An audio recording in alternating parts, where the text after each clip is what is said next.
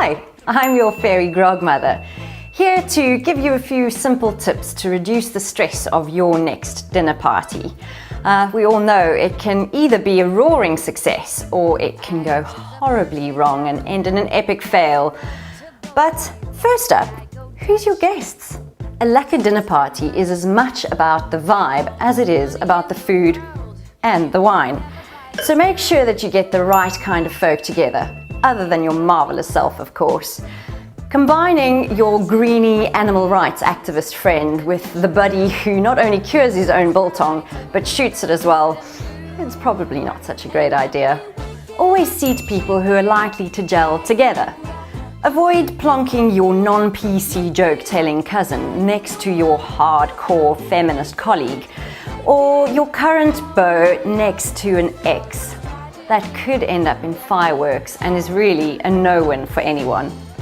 Whether it's a high society braai or a sophisticated soiree, always make sure to check dietary requirements.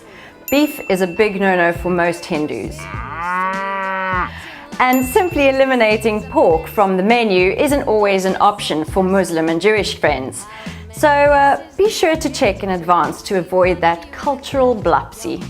Besides fussy eaters and freaky fad food dieters like vegans and raw foodists and even Banting fans, keep those who have food intolerances and allergies in mind, as a single nut can have you calling 911 in no time, and that would signal the end of your dinner party.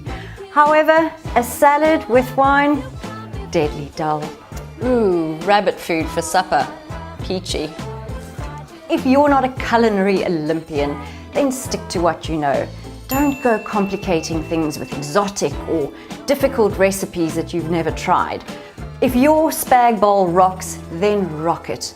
And then simply add some yummy extra treats around the sides for those who don't eat spag or bowl. Plan your meal in advance. Do all the prep work and start cooking as soon as you can. Otherwise, you're going to be the sap stuck in the kitchen in your rather unsexy apron, while all your guests are having a merry old time out there. After all, it's your party. Whether it's a Lani food and wine pairing or a plebby dop and chop jol, make sure you've got the right glassware. Chill your whites and your bubblies beforehand and open your reds so that they can breathe. Or if you want to be really posh, you can decant them, unless you're a label snob. If your main dish goes up in smoke or your gourmet a la what's-it flops ridiculously, make sure you have a tried and trusted standby in the back to rustle up very, very quickly.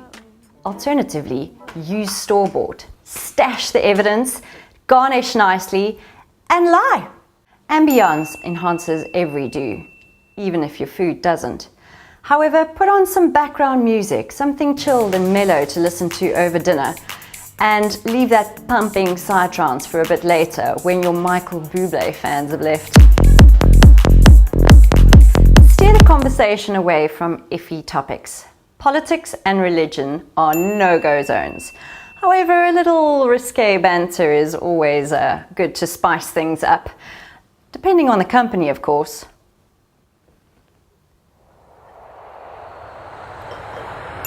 A relaxing tipple once the bowing's gone over is not such a bad idea. However, getting too ab-fab too soon. Hello, sweetie darlings. Welcome to my humble abode. Not so good. Make sure you leave enough time to freshen up. After all, you can be the star of your own show. One last tip for the home entertainer. Start that post-party cleanup before you hit the sack, because tomorrow you won't want to tackle the remnants of last night's party alongside that headache. Take it from me, your fairy grogmother. I'll be avoiding the dinner party fail by going to the greatest show unearthed for superb wines, fabulous food, and excellent fun, as well as hot tips on how to get it right on the night. Cheers!